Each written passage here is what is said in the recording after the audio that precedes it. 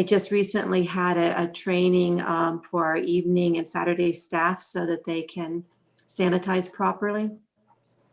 And on Saturdays, we will have 2 people overlapping to do that cleaning in between classes. Thus far, with the 9 max students upstairs and the air purifier sanitizers with the HEPA filters, with assigned seats, we have had no unexplained absences, no reports of anyone with symptoms or of anybody with COVID contacts. I'm very proud of that. And It your is, contact tracing is wonderful. For anyone who doesn't know, if once you enter Arts Place, you need to sanitize and then give your name and why you are there. And that way, if there is any type of a problem, we'll be able to contact anyone who may have come in contact with someone with COVID. Sorry for interrupting. That's fine. I'm proud of our sanitizers Yes. and purifier units, which were used during the election. And I think that was very important to ensure quality and safety when you were voting. And that was a very busy day, as Donna Ladensky can tell you, with almost an hour and 45-minute wait at times. Correct. So back to Arts Place. I'm the same as Beth is. I don't want to go gung-ho and add a lot of things. We're trying to get on a schedule of 3 weeks of classes and then a week off, 3 weeks of classes and a week off. And it's going very smoothly at this point. I don't want any more than that, because if we would, be forced into a quarantine or shut down, it would just be a lot of paperwork and refunding. So I'm happy with this. Currently, we've brought in, I think, slightly over $9,000 in revenue from this set of classes. I have a new used computer that was just installed in the main office that can be used by Nicole and Agnes, so that there's not continual cleaning of Karen Pietascalzo's main office computer. I do have an air sanitizer in that office, but we're trying not to be in each other's spaces at all. Only I am in my office, and I try to pass papers into Karen for the copying, and she passes it out through the window so that we are not in any way jeopardizing each other. And of course, we're fully masked. So things are going smoothly at this moment. Yay. The Town Council Chamber Art project that I talked about last month, I'm happy to let you know that the Friends have voted for us to spend up to $650 on that project. And if you remember, that project is to have large stretch canvases of some of the most popular projects that we have posted in the past. So if anybody has any great photos, that's what I'm looking for. And in December and January, we'll do some research to try to get the best prices. But what I would like to feature for CPFA and Arts Place is a huge image of Arts Day, an image of Art Market. It could have 2 or 3 images on the same canvas. Art Heals. The Friends are going to pay for a canvas of the author event. John Frederick Kensit. Of course, the Scarecrows are coming to town. I want an image or several of that on one canvas. And our classes and workshops. So I know Sylvia Nichols is very excited about this project, and it is something that will probably start off during COVID in the town hall lobby, and then we'll move to the town council chambers, and then it will move back to us, so that whenever we do any event, those are our canvases with the text on the front and the date, and it just is going to publicize how hard you all work and how successful we are in bringing arts to the community. So Suggestion, maybe the Pina's Giving Garden, if we have any lovely pictures of that, and of our Michaela's Garden also, that these are all things that we also do at Arts Place. Thank you. Yes, I agree. And if we can put several things on one canvas, we will get all those projects. And do you have I can't remember the exact amount, how much money went to social services for the Scarecrow project? $815 went to the Human Services, and I believe the same amount went to the Chamber. And thank you all for the scarecrows are coming to town. Thank you for your work. I thought it was wonderful. Very happy. Just received lots of compliments on this project for every single person that participated. And Kim Absolutely. was And wonderful. Frida's being stored in the shed right now so that we can possibly use her next year. And the same with the Friends. Yes. We still have that scarecrow up at the corner of the handicap ramp, and it looks great. I have a meeting this Thursday with Public Works. We're going to talk about next year and having sturdier support poles, but also about moving this to the Chapman property across from Park and Rec and Bartlam. I think next year, probably we will have double the amount of people and double the amount of money coming in. And I see this going on, for a good long time. Thank you. Mhm. Mrs. Torek and Mrs. Vega, would you like to report on the Dodd pumpkin contest? Report what? What we did? Yeah, well, you don't have to say who it was, but that, all right, I can speak on it. That's okay.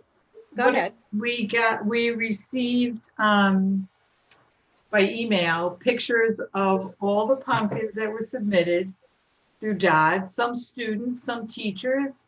There weren't very many, but they were very interesting. And the three of us proceeded to pick first place, second place, third place, and honorable mention. And it all went well, and submitted it back to Donald Ladinsky, who sent it to Dodd. And there were 30 awards that were 30 awards. That were awarded. It was wonderful. Arts Place donated a $25 gift certificate, and I know that other businesses in town offered prizes for the students. So I can only see that program growing For each year sure. also. Yes. It was a lot of Thank fun. you. All right. Is there any other old business? Well, we can move on to new business. Excuse me, Donna, I just wanted to mention a couple of things still under the pajama program. Oh, that's yes, under new business. So if you'll take a look, this will be posted for the public, but each of you received something on the pajama program, which we've been taking part of for a number of years. And we're looking for donations of new pajamas and new books from infancy through adult children, because not just little people need pajamas and books. Sometimes people forget the older children. So they're going to be collected at Arts Place, as you can see on your flyer, outside of Arts Place, and they will take them out of the box each night to bring them in so that many people do not have to go into the building. And we're already receiving donations, and this will end on December 10th. So please get your donations in. And they'll be in the bin, which is under our purple awning. Also, we have an Adopt a Family program through Human Services. And in the past, we have given art donations in several hundred pieces of art supplies. And this year, because of the pandemic, Social Services is asking for gift cards. So again, because we're not meeting in person, I ask that each one of you, if you can, donate a gift card. And they're giving examples of places like Target, Walmart, Marshalls, Dunkin' Donuts, Kohl's, Amazon's, and especially our Cheshire local businesses. where children can actually and families can walk to and help support and be able to shop on their own that way. You could mail that to the attention of Kristen Schechter, the town social worker, and the address, of course, for the town hall. Or you can call Kristen and arrange just to drop it off. I'm sure she'll meet you at the front door if you wanted to drop off. And I don't think they need to be extremely large. I think it could be $15 or $20 would be very appreciated. Thank you very much. We also have our scholarship coming up. I did receive the first letter from the high school, and our subcommittee, Mrs. Myjack, Mrs. Vega, and Mrs. Torek, correct? No, and Ms. Frazier are our subcommittee, and when we get the scholarship packets, I'll deliver them to you at your homes. I am suggesting that we not have a meeting in December due to COVID, and that we resume our next meeting on January 19th via Zoom. Do we have any discussion on that? Does anyone think they have anything that we need to discuss during the month of December? I believe that we need to pick all of our dates for 2021.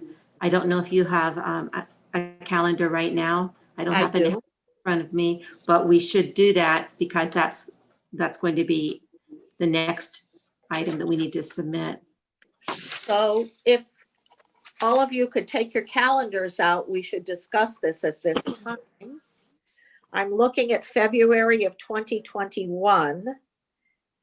And right now, it looks like the 16th of February. Joanne, what do you think? That is the third. I'm sorry to tell you, I don't have a 2021 calendar.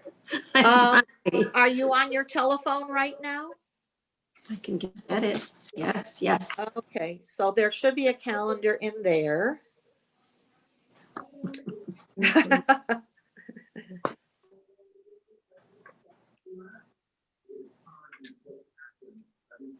And that is after Valentine's Day, and it's the day after President's Day. So right now, I'm not seeing any reason not to have our meeting at that point.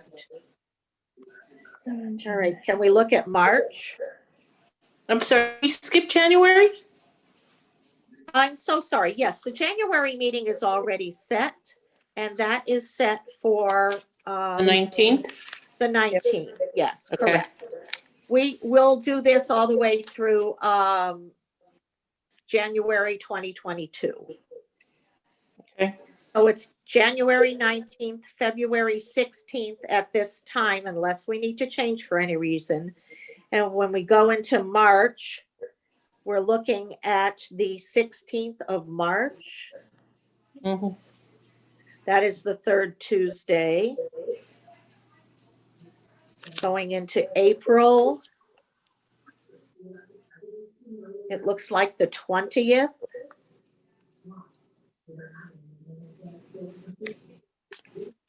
Going into May, the 18th.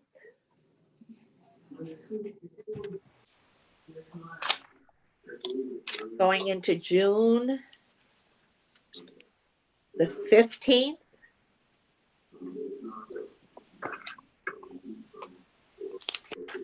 July, the 20th. And we do not usually meet in August, which will bring us into September, the 21st.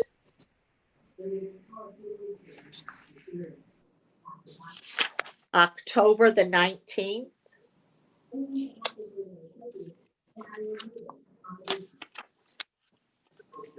November, the 16th. It does not look like any of these have fallen on holidays this year for a change. And December, let's be hopeful and hope that we can be back in person and have our annual holiday celebration after our meeting. So let's try for December 7,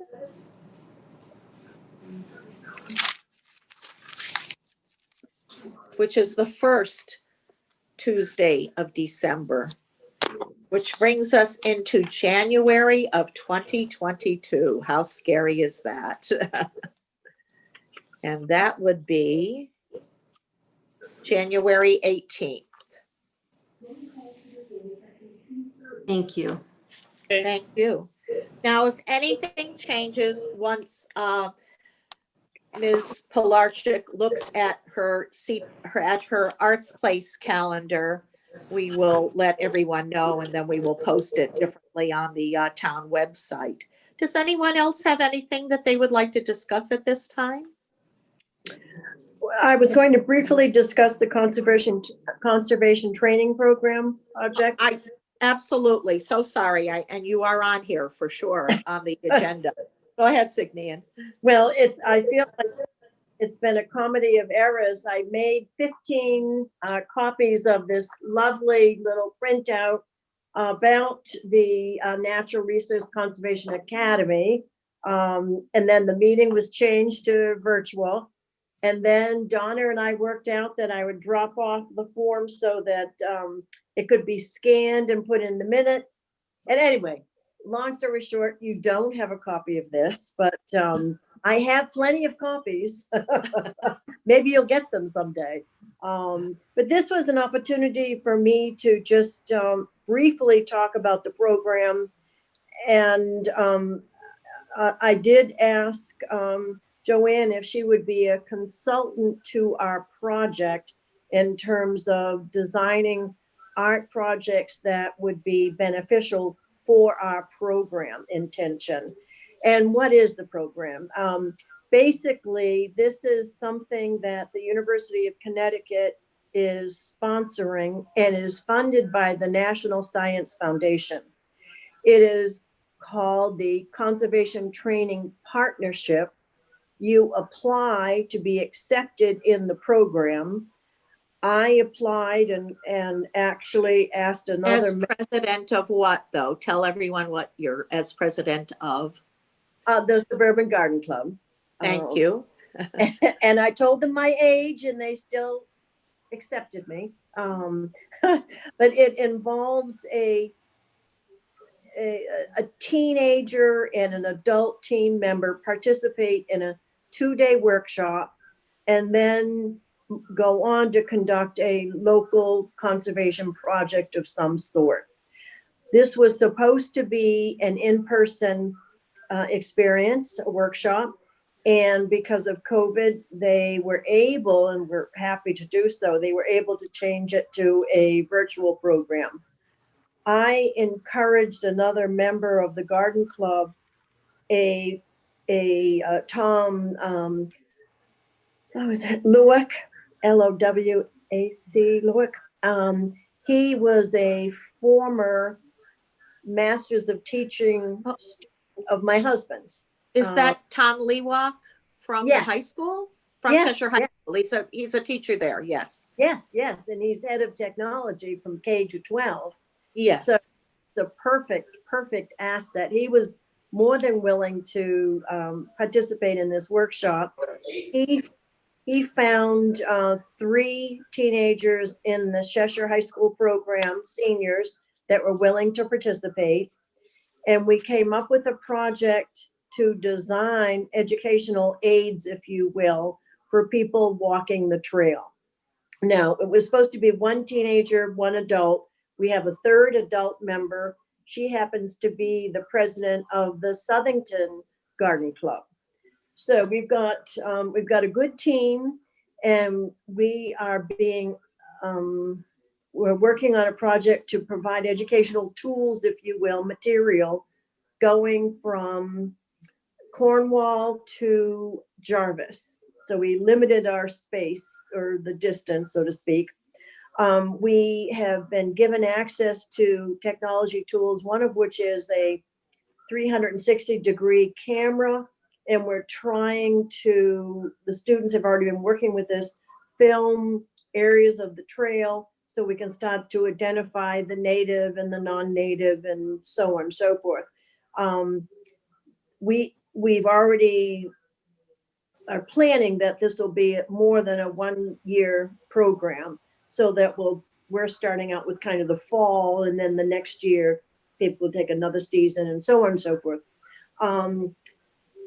Tom has gone to his folks, the administrators at the high school, and they are giving these 3 seniors credit for the work that they're doing on this project. Oh, it is. It's fantastic. And let's see, what more can I say? We're planning on developing either a storyboard or a website that people can go to view the material that we collect. That's sort of the nutshell of it. Are you asking for any assistance from this committee at this time? Well, I did talk with Joanne about being a consultant because we want to develop projects that people could do along the trail, either while they're on the trail or when they get off of the trail. And we thought about maybe writing, poetry things, or basically I was thinking of watercolor or drawing, that sort of thing. So I just thought it would be nice to have someone with more experience in that area to guide us in that process. I also have a friend that worked with Al Gore, and she's gone through educational programs through his work, and she is going to help too with educational feedback in terms of any designs that we have. I did speak with John Golick about trail signs, wanting to go through that process of getting approval before we go wild with designs. We're going to be doing some surveys to look at what's been done in other places. We might end up having maybe numbers with signage or limited signage, so there's not a lot of disruption. All of this is in the planning stage. The students are very excited. We're pretty excited. Right now, we have about 10 different books that we're referencing. And I was even thinking of approaching the library, Beth, to see if, there might be a corner or a spot where some of the references that we use or refer to in the website could be, made available to folks later in the, after some of the COVID stuff is behind us. Anyway, that's it. Thank you very much. Does anyone have any questions of Signian? All right. I would ask everybody on the committee to send Signian your ideas for what you would like to see along the trail for this purpose. And congratulations to you, Signian. This sounds wonderful. Well, it should be. It is wonderful. It's really fun. And I'm excited for garden club, for my garden club anyway. I'm hoping this will be a way of getting more youth involved. We do a lot of work for the seniors, for the town, but we don't do a lot to engage young people. And I think we need to. And I know University of Connecticut has quite a, I'll say an environmental program there. Mhm. So I can see this tying in from high school to Yeah. UConn. Oh, it's wonderful. Their workshop was just excellent. Great. All So right. excuse me, the workshop that's listed on this paper on June 22nd, 23rd in Waterbury, is that virtual or on site? Well, it was supposed to be on site, but we ended up having it virtual. Okay. So So that I'll was, make sure that was, this is past June. Oh, That right. was 20. So we've already done the workshop. But it says on this oh, I see. Oh, that was June. Okay. I'm going to scan this and send it to everybody tomorrow. Wonderful. Thank you. And I just want to mention one more thing about the pajama program, if I may. And that is that when I talked to Jerry Woods, she said the demand is huge this year for pajamas and that Carter's has pulled out and is not donating any pajamas this year. And Scholastic has pulled out and they're not donating any children's books. So, Hmm. Awful. So Wow. the, great.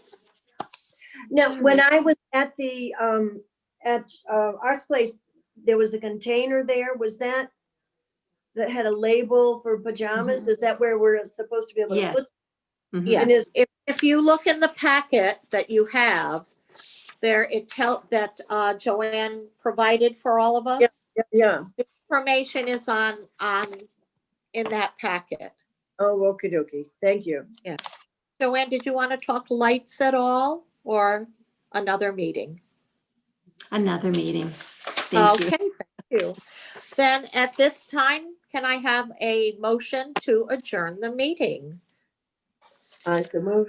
Thank you, Signian, and Denise, you are second. All in favor? Aye. Well, happy meeting adjourned. Happy Thanksgiving, everyone. Stay healthy and